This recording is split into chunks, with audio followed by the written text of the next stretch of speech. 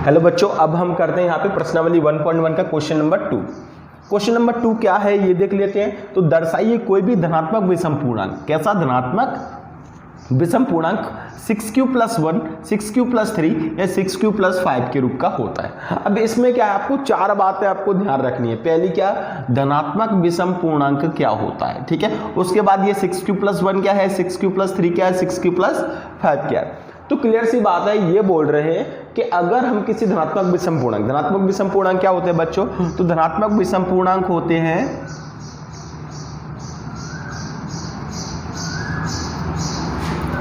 धनात्मक विषम पूर्णांक कौन होते हैं, ऐसे नंबर जिनमें 2 से भाग ना जाए, ठीक है।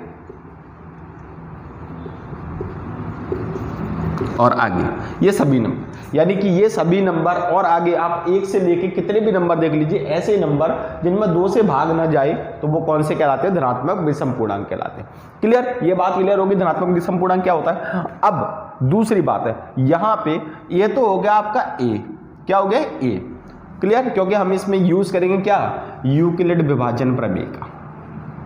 क्या यूज करेंगे, यूक्लिड विभाजन प्रमेय का। पहले मैं आपको समझा रहा हूं, उसके बाद हम लिखेंगे विभाजन प्रमेय का। यूक्लिड विभाजन प्रमेय का क्या होती है, a = bq + r, ठीक है। a क्या होता है, जिसमें हम भाग देते हैं, ठीक है। a क्या होता है, जिसमें भाग देते हैं, और b क्या होता है, b का भाग दिया जाता है। यानी कि आप ये मान के चलिए कि a आपका अंदर है और b क्या है, आपका बाहर है। क्लियर, तो ये जो भाज्य है आपका, ये सब नंबर हो गए, ठीक है। अब b कौन होगा, तो b बच्चों आपको देखना है q के गुणा में कौन है, q के गुणा में कौन होता है, b होता है। तो यहाँ पे q के गुणा में कौन है, 6, तो आपका b हो गया 6। तो बात समझ में आ गई आपको, ठीक है। तो ये बोल रहे हैं कि अगर हम किसी भी विषम धनात्मक पूर्णांक में 6 का अगर भाग देते हैं, कितने का भाग देते हैं, 6 का भाग देते हैं, तो हमको हमेशा जब हम इसको यूक्लिड विभाजन प्रमेय में रखेंगे तो हमको हमेशा जो रूप मिलेगा वो क्या मिलेगा, 6q + 1, 6q + 3 या 6q + 5 के रूप का मिलेगा, ठीक है। जैसे आपने देखा यहाँ पे, जैसे हमने क्या है 5 में तो भाग जाएगा नहीं, ठीक है। इन तीनों में तो भाग जाएगा नहीं। 7 में भाग दिया 6 का, ठीक है। 9 में भाग दिया 6 का, और 11 में भी हम क्या है 6 का भाग दे रहे हैं। उसके बाद 13 में भी 6 का भाग दे रहे हैं, और 15 में भी दे रहे हैं, और एक और नंबर ले लेते हैं 17 में भी हम 6 का भाग दे रहे हैं। क्लियर, ये हम समझने के लिए कर रहे हैं, फिर उसके बाद इसकी लैंग्वेज लिखेंगे, ठीक है। तो क्या है, इसको लिखेंगे तो देखो 6 × 6 शेषफल कितना आया 1, ठीक है। 6 × 6 शेषफल कितना आया 3, और 6 × 6 शेषफल कितना आया 5, ठीक है। 6 दूनी 12 शेषफल कितना आया 1, 6 दूनी 12 शेषफल कितना आया 3, और 6 दूनी 12 शेषफल कितना आया 5। आगे भी 3 आएगा, फिर 4 आएगा, फिर 5 आएगा, ठीक है। तो अगर हम देख रहे हैं कि इसका जो शेषफल है बच्चों वो क्या आ रहा है, देखिए 1 3 5 आ रहा है कि नहीं, ठीक है। तो यही आपको क्या करना है, इसको लैंग्वेज में लिखना है, बस ये है क्वेश्चन का थीम, ठीक है। अगर हम इसको यूक्लिड विभाजन प्रमेय में लिखें बच्चों, तो इसको क्या लिखेंगे बताइए, तो इसको लिखेंगे देखिए 7 बराबर, क्योंकि भाज्य को इधर लिखा जाता है, ठीक है। तो यहाँ पे a आपका ये हो गया 7 बराबर, b आपका 6 है, इंटू q आपका कौन है 1, ठीक है। और प्लस r की वैल्यू कितनी है बच्चों 1। इस तरीके से लिखेंगे। 9 को लिखना होगा तो कैसे लिखेंगे, 9 बराबर 6 × 1 प्लस का 3, ऐसे लिखा जाता है, ठीक है। और 11 को लिखेंगे तो क्या आएगा 6 × 1 + 5 आएगा कि नहीं। तो हम इन सब को क्या लिख सकते हैं बच्चों, इन सब को लिख सकते हैं हम a बराबर, इसको हम क्या मान लेते हैं, सभी संख्या तो ले नहीं सकते, तो हमको उस संख्या को क्या मानना पड़ेगा a, और 6, और a में जब 6 का भाग जाएगा तो क्या मिलेगा हमको, भागफल मिलेगा, और शेषफल क्या मिलेगा, या तो 1 मिलेगा, ठीक है, या फिर क्या मिलेगा a बराबर 6q + 3 मिलेगा, या तो 3 मिलेगा, और a बराबर क्या आएगा 6q + 5 या तो 5 मिलेगा। ये आपका आंसर लेके आना है। क्लियर, बात समझ में आ गई आपको, ठीक है। तो अब हम इसको लिखते हैं। तो लिखने का तरीका क्या है,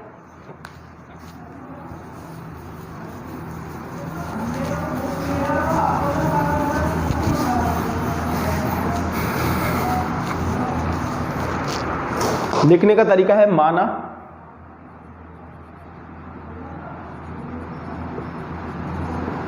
विषम धनात्मक पूर्णांक बराबर हमने मान लिया a, ठीक है, a मान लिया, और b की वैल्यू क्या निकल के आई है b बराबर कितना है बच्चों 6 है। b तो आपको समझ में आ गया। a को आपको हमेशा मानना है और b क्या होता है, ये हमेशा q के गुणा में होगा, वही आपका कौन होगा b। जब हम इसमें भाग देते हैं, ठीक है, तब यूक्लिड विभाजन प्रमेय से, किससे, यूक्लिड विभाजन प्रमेय से, यूक्लिड विभाजन प्रमेय से, यानी कि अब हम किस में, इसमें इसका भाग देंगे तो a बराबर क्या मिलेगा हमको बच्चों, a बराबर मिलेगा हमको 6q प्लस r, ठीक है, 6q प्लस r। क्लियर हो गया यहाँ तक, a बराबर 6q प्लस r, जहां r की जो वैल्यू है बच्चों, r की जो वैल्यू है वो कहाँ तक जाएगी, 6 से तो छोटी होगी और कहाँ तक जाएगी, 0 तक जाएगी। क्लियर, ये हमने पहले ही समझ लिया यूक्लिड विभाजन प्रमेय में। तब संभावित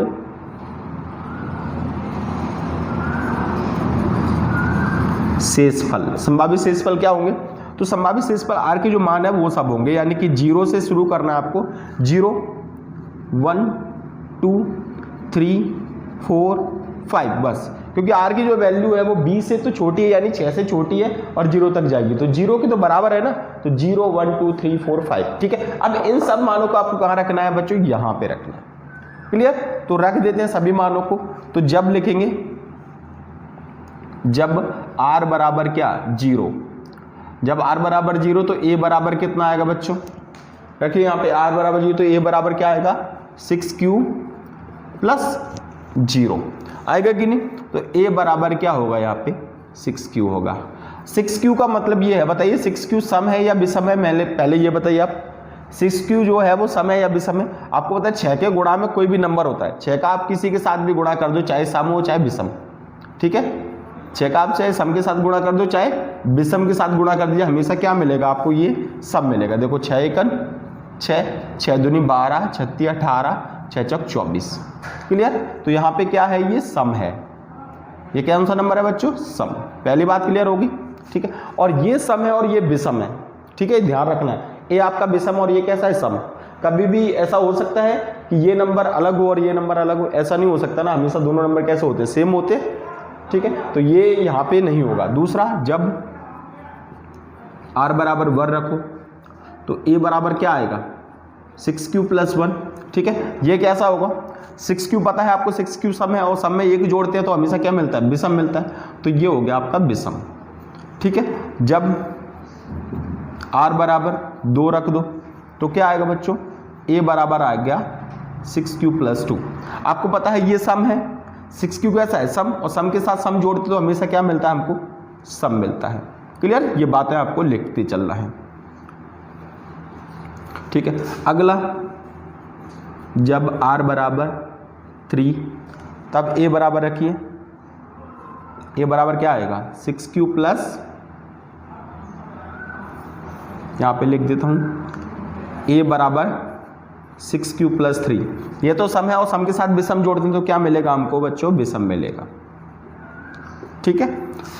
जब r बराबर 4 तब a बराबर क्या आएगा 6q प्लस 4। आपको पता है ये सम है और सम के साथ सम जोड़ते हैं तो क्या मिलता है, सम, बात खत्म, ठीक है। और जब r बराबर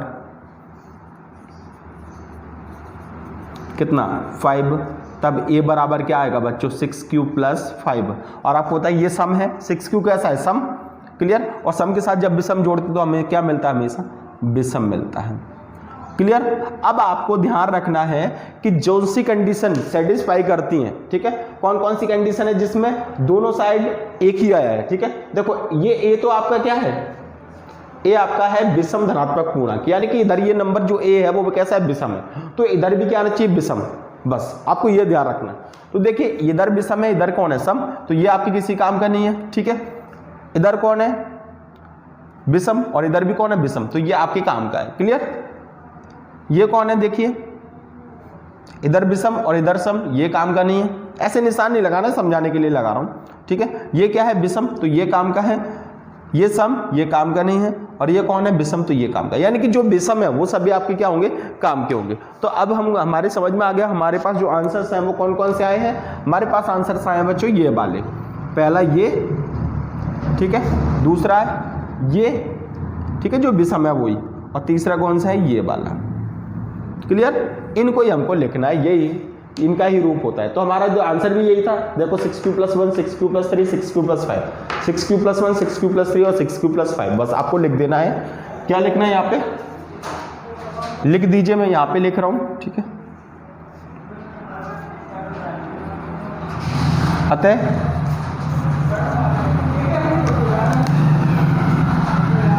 कोई भी धनात्मक विषम पूर्णांक 6q + 1 या 6q + 3